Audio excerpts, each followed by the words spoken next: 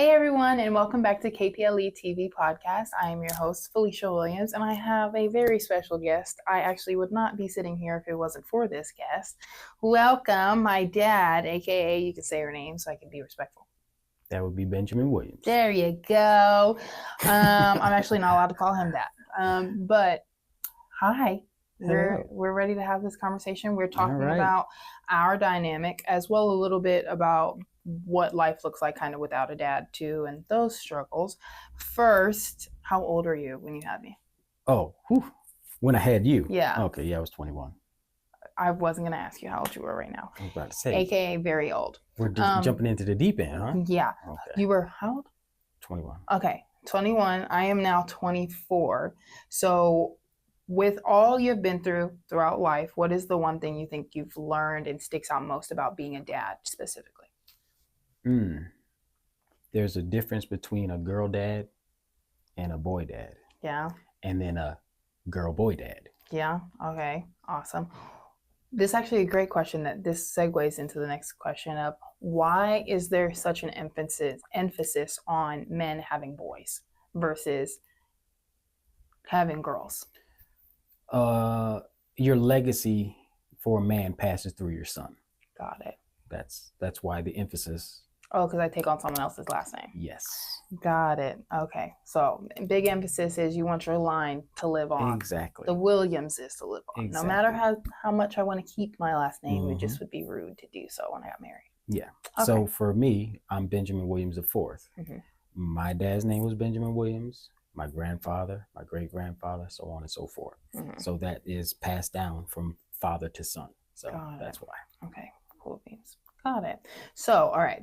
What do you think is the biggest thing to know for all those girl dads out there? Because you are a girl dad. We have 3 running right now. Yeah. Well, if you're a girl dad, you probably already know. Yeah. There's a lot of estrogen in the room. Got it. But if you're a new girl dad, my guy, I'm praying for you. Basically, you're great. Yeah. Patience. Okay. And learn how to be a good listener. Okay. Not necessarily respond to everything, but a good listener. Okay, I can get that. Dad's a great listener, actually. So, bravo. What is one thing that you have taken from the way that your dad parented that you kind of do with me and my sisters? Strategy. Okay, this is a chess game. Yes. Okay. Literally. Okay, got it.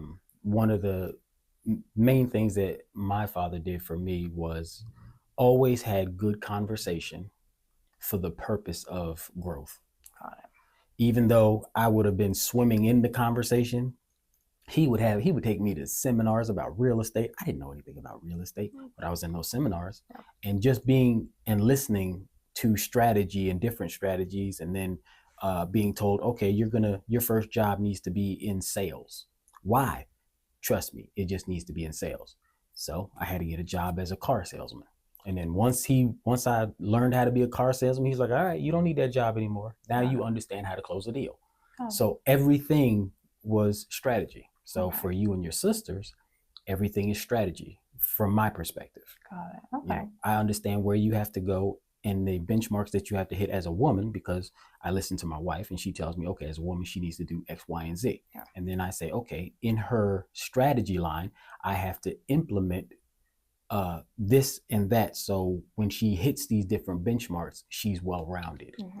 So awesome.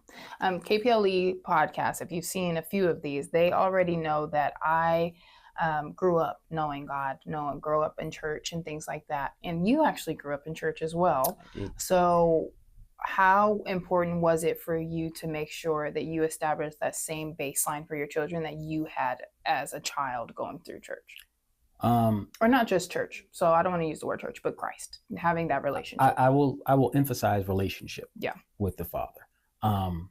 Growing up in church and growing up in the culture of relationship with the Father as opposed to just blind tradition was important.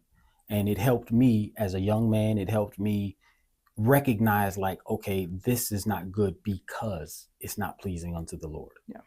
And I was able to pull on that. So I wanted to make sure that you and your sisters have the exact same foundation, because the word does say that, if you train them up in the way that they should go, that they won't stray far from, Yeah. which means you're going to experience life, but you're going to have a grounding that says, that's not pleasing unto the Lord. Yeah. And I don't really like that. Yeah. So that's why it's important that you have that foundation, because ultimately when you become an adult, your relationship with the Father has nothing to do with me anymore. Mm-hmm. Now it's, I've done my job, I've introduced you, and I've shown you what a relationship looks like. Now it's your job to cultivate that relationship. Got it. What do you think is the most important part of fatherhood in general for boy dads, that's what it is, girl dads, for those that don't have dads, the key factors of fatherhood that might be missing, especially in today's society, for America and things like that, as there's a lot that actually don't even have the opportunity to have a father, or let alone a good example of what that should be. The most important thing that a dad does is tell you who you are. And that transcends girl, boy. A dad is the one who tells you, this is who you are. This is who you will be. It's equally important to a son and a daughter, because without a father, a daughter grows up looking for a father in different men. And it leads to a lot of bad relationships. Heartbreak. Yeah. And for a son, without a father telling him who he is, he struggles to find out what it is to be a man for himself. And it takes him a lot longer to figure out, oh, this is who I am. Yeah. And if your father doesn't have you rooted in the Father, it takes even longer. And so then there's some mental health issues that will occur with the absence of a father. So. Do you think the absence of a father is better than a horrible example of a father? No, because a horrible example of a father can teach you what not to be. Knowing who your father is important. Good, bad, or indifferent, you need to know who your father is. For example, I had 4 father figures. So I had my stepfather, who lived in the house with me, married to mom. And I had my biological father, who was there as much as he could be. Then I had my judo instructor, who was a father figure who I was able to just look at. And then I had my pastor, who was a father figure, who was a spiritual father figure. So I was able to look at all of these different men and who they were to determine, okay, I like this, I like that, I don't like this, I don't like that, in terms of manhood. And I'll pull on these different things in terms of manhood. So my biological father, he taught me business and strategy. My stepfather, he taught me actual mechanics, get out there and take care of your family. My judo instructor, he taught me carpentry. And my pastor, he taught me how to be a father with the father as a lead. But my judo instructor and my stepfather were both cheaters. And put their hands on women.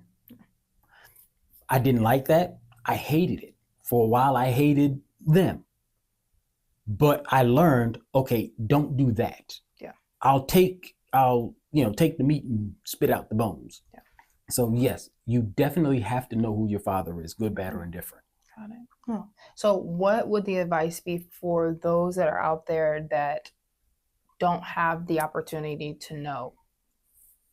Okay, that's a good question. I would suggest finding a man who has raised children. If you're an adult, find a man who has raised children, whether it be, if you're a woman, find a man who has raised daughters. If you're a man, find a man who has raised sons. And then allow that man to pour into you as a father, because the tools that are used for fatherhood are universal to men. And at a certain point, you yourself will get those tools as a man. But how you get those tools and how long it takes you to get those tools depends on your influence. Got it.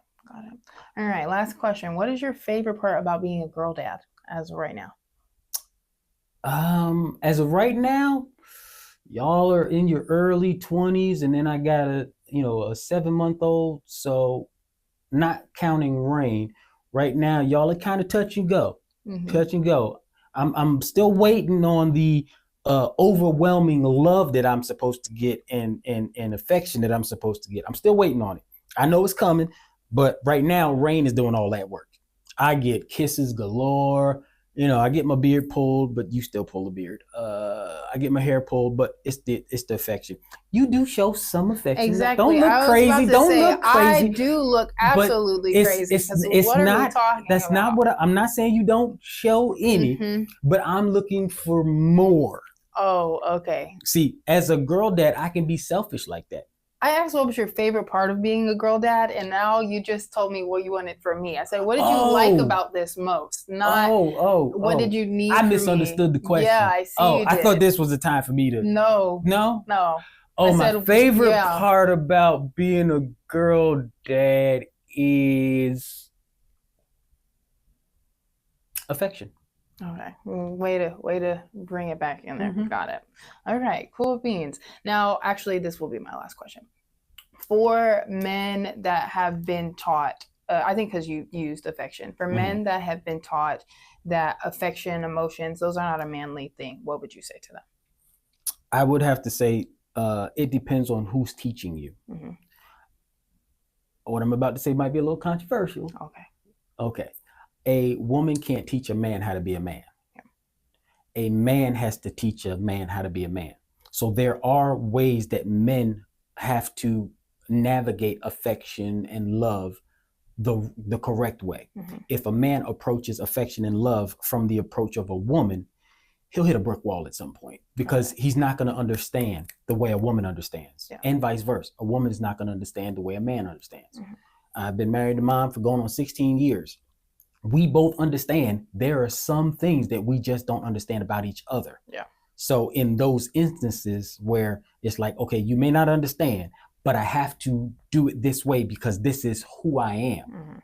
Then there's okay, I'll accept that I don't understand and wait to see what the outcome is. Got it.